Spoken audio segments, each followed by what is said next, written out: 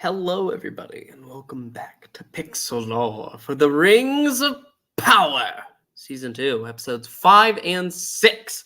Joining me, as always, is Landry Q. Not a walker, a wizard. No. He's very blue. Bada beat Very up. And yes, we're here to discuss Episodes 5 and 6. I watched both of them finally yesterday. Sat down, went through them both. So, like I just told Landry a minute ago, so much Numenorian bullshit. I really hate Numenor. You hate them. I thought maybe this would be the moment you go, hey, the Numenorians, they're not so bad. I could enjoy some of this. No, they got worse. You know what? They're just like the Inhumans. That's a different channel. Sorry, different It's issue. a bridge too far. Sorry. All right. Go on. Yeah, no, because in these two episodes, because it's not just one. I love the flip flop, and then the finale goes ahead and addresses both. That's fine, but no, we had to watch for 2 episodes as Numenor is now. Oh well, the queen isn't in charge anymore, and anyone who is loyal to her is now considered a traitor. And oh, they can't worship in a temple. Guy gets stabbed. They're going to go face a giant sea beast, and that'll decide whether or not they're worthy. And you know what? I'll say this. I appreciate what they were going for. I'm glad. No, I'm not glad because that little whiny ass punk bitch kid didn't die. Oh, you mean the Witch King? He can't die. He's going to be the Witch King. I know, but I hate him so much because he freaking stabbed the guy after. God, it's so like stupid. With a mortal blade. So stupid. At least we had Celebrimbor in both episodes as well. And dealing with all that. Oh my God, the pressure's on because. Okay. Wait. Let's finish talking about Numenor. Let's finish talking about Numenor. That way I don't have to talk about it anymore. Right, then we're done. We're done with Numenor. Bring up anything that I missed that we needed to go ahead and address. No, that was all of it. We finished talking about Numenor. Of course we did. In less than 2 minutes, we finished talking about Numenor because it sucks. Here's the thing. The thing that's interesting me is what's going on with Alfarazan. I think that's how you say his name. I'm not sure. The guy who's the usurper. Mm-hmm. He's usurped the throne, and now he looks across the sea towards what Valinor or wherever. I've never been clear on that. To the west, to the gods. That you can almost see the home of the gods. Denied. This haven denied to mortals. Denied just as long as everlasting life is denied to mortals. This is where the Numenorians are at this point in their history. They're an increasingly bitter race who see around them all these gloriously beautiful immortal beings who come from the land of the gods that they don't get. And this is an important moment in Numenorian history where he looks across the sea and goes, "To hell with those guys. You know what? To hell with those guys." This is important. This is one of the most important moments. I'm not kidding. This is one of them. I don't know how vested you are in Second Age lore, but this is a really significant moment in Tolkien lore. So I was excited to see this. And his rise to power, you don't like it. His rise to power is kind of peak Second Age stuff. Because he's not a character invented for the show. His dissatisfaction is important, and I really feel that, not knowing whether or not they're going to deal with it more in 7 and 8 per se, but wait, we're on 1, 2, 3, 4, 5, 6. I really feel like this is going to end up being how do I put it? A big part of season 3 is going to be it's going to be the fall of Numenor. Good. You will get to see it. So much sadness. You're gonna hate season 3. I will be smiling all the way through. I'll be like Chris watching Clara die. Season 3 is when all the kingdoms are going to fall. Moria's gonna fall. Numenor's gonna fall. The elves are like Eredor. Everywhere is falling because it has to. That's just the history of Middle Earth. The end of this era of great kingdoms. And So I find it interesting in that, but that's only because I'm versed in the lore. And being versed in lore, it's like, oh, he's looking across the sea. No one is going to watch this who isn't versed in lore going, oh, look, he's looking at the ocean. Hooray. But I was excited. I'm glad. Yeah. I am glad for you. Celebrimbor, though. He's Oh my God. because we have Anatar, Sauron, pretty much. Oh my gosh, it's almost diabolic. It is diabolical. What am I saying? Literally the definition of diabolic. It is because he's setting up his own people to like, oh no. What is it that they do? So after they make the dwarven rings, and we'll get to the dwarves. We'll discuss all that in detail. Let's talk about the elves for now. Yes. Celebrimbor has Anatar telling him, okay, now we got to do 9 rings for men. It's time. Let's do it. And he's like, yeah, men are too weak, though. We're not going to do that. Sorry. And so you have Sauron all pity. I'll do it myself. And he can't do it as well. Or at least he's trying to make it seem like he can. There's a reason. This is a flaw in, as far as I'm aware, and if anyone actually watches this channel and wants to comment on this, there's one person watching right now. Okay, great. Maybe they know, because as far as I am aware, Tolkien never explains why Sauron needs Celebrimbor, and so the show doesn't explain it either. There's a lot of things. I'm bearing in mind Tolkien's history of the ring was never completed. Like, there's a lot of, if you're looking at it from a classic story analysis perspective, there's a lot of gaps, a lot of holes. It's not written as a traditional story. It doesn't work as one. There's things like, what are his motivations? We don't really know. Why did he need him? We don't know. And so the show doesn't explore this, and it is a bit of a failing. Like, yeah, why do you need Celebrimbor? Why can't you just make these rings? We assume there's a reason. I think there is a reason. I think Anatar goes ahead, Sauron goes ahead and tells Celebrimbor later on, because the dwarves do come in, and we have Durin saying that my dad Durin is being affected by his ring, which we'll get into detail with. We will. Just Right. wait. We gotta wait. Talking about elves. And Celebrimbor was like, oh my gosh, what if there's something in the rings?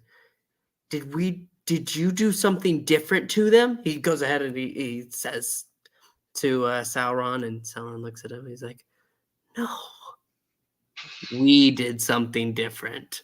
And that was so great. That, because you deceived the Elf King and all that stuff. But of course, when they go to make, you were bad. It's all on you. He takes the mithril in his hand and does it himself and drops it himself. He does something to it. Whoop, oops, evil's in it. I put some evil. Oops, just a little bit of evil. Oh, here's some greed. Ha ha ha. It's all of the Celebrimbor Anatar stuff is freaking peak level for me. It is everything I wanted in this show. Is I want to watch multiple seasons of rings getting made. That's what I want. I'm here for seeing jewelry get fashioned. That's it. You're here for jewelry. Well, that's the part that's interesting me, is the creation of these magical artifacts and this whatever insane bonker stuff surrounds it, which is all we really know from what Tolkien wrote is, Anatar showed up and tried to get Elrond. Elrond's like, no, I don't trust you. Anatar showed up to Galadriel and got get out of here, Anatar. I don't know you. Anatar shows up to Celebrimbor. Celebrimbor's like, yeah, I can make some rings. Let's do this. And they make rings for 1,500 years. And then at some point, Celebrimbor goes, I don't trust you anymore. I'm gonna go now. And he takes the 16 rings with him, makes the 3 without Sauron, and then Sauron steals the 16 back. And then makes the 1. That's it. That's everything we know. So we don't know, like, oh, he took the mithril in his hand and imbued it with hate, or Celebrimbor deceived the Elf King. They have to make all this up for the show, and I'm really enjoying it.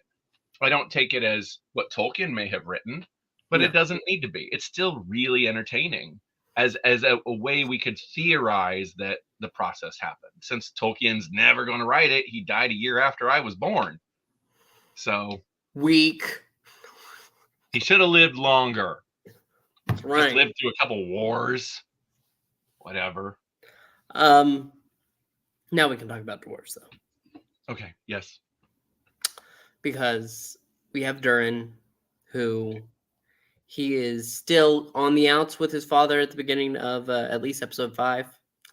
And then his father has this great, I loved the dwarven rings, like seeing how different they were. And his is this large blue one that looks like a mountain.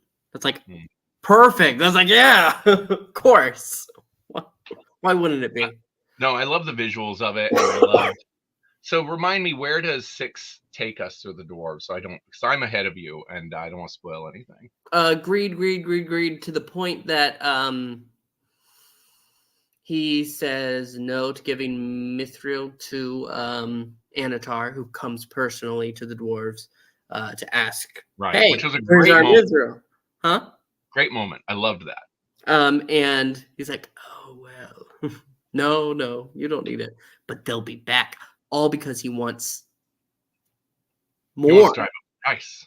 He tells the dwarven lords, "Oh, you won't get a ring unless you give me half your earnings." It's like it's interesting because, of course, this isn't how the dwarven rings worked in Tolkien's lore. They can't do it because the dwarven rings don't work. I mean, they slowly make the dwarves more greedy so that Moria gets overmined over the next couple thousand years. And it does. No one's really on board for that. The dwarven rings don't really lead to obvious corruption, just a slow toxicity, and that's not going to work for TV. This is what we needed it to be. We needed it to be this like lust for wealth, this uncontrollable gold sickness. Yeah, but they went ahead. They go that way, and Durin gets the point where Disa. Good God, flipping and flopping, and they go ahead and admit it, but it's like Disa's a problem. She is a problem. And the actress is great, but they just keep writing. No matter what he does, why did you do that? It's what you told me to do. I changed my mind. Yeah, and they get to the point where they're singing to keep them away.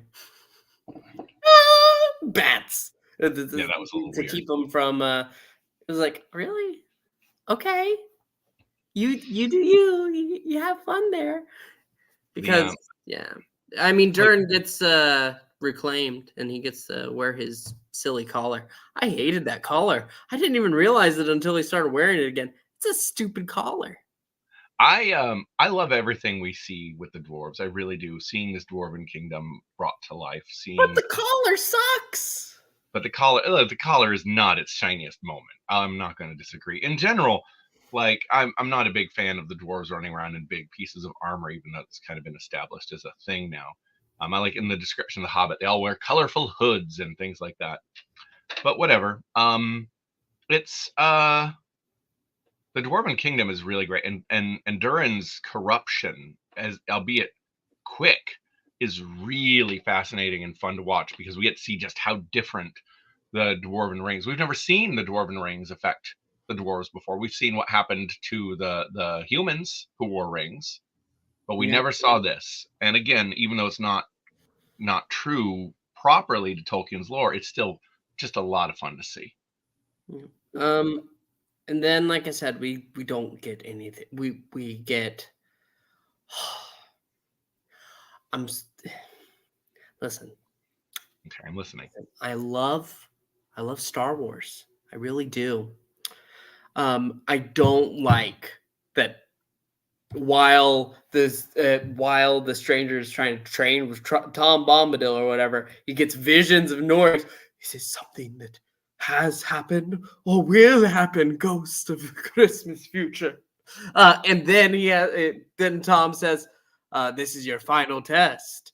Will you go forward and find your staff, or will you go save your friends? we will not meet again if you go. And it's like, really? Really?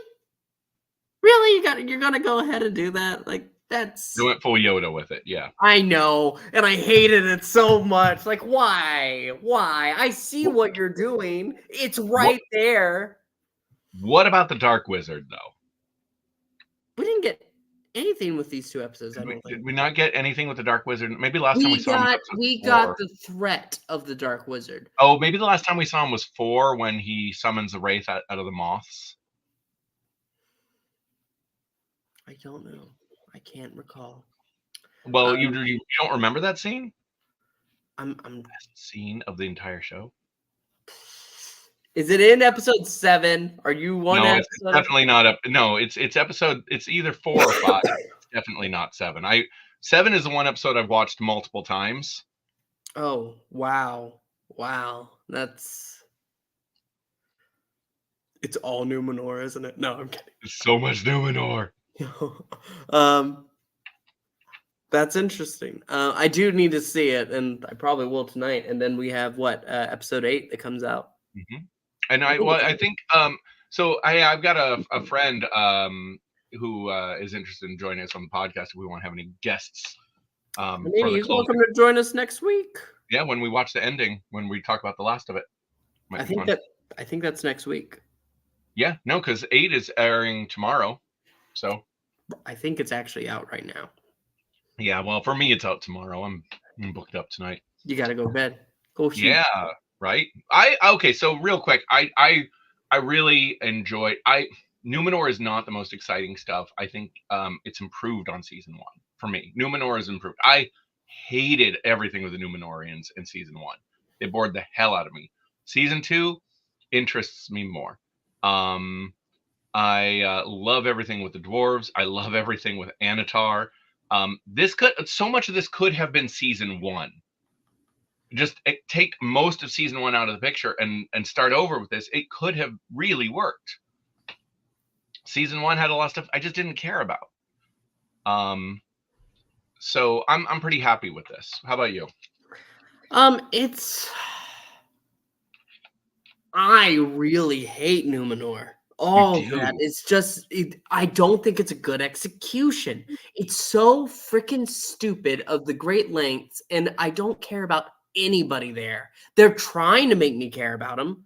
I can go ahead and say that, but I don't. They all just genuinely do not interest me. And so I have to, if we were ranking it, this would not be one of the higher episodes because of that. Celebrimbor, anytime he's there is interesting.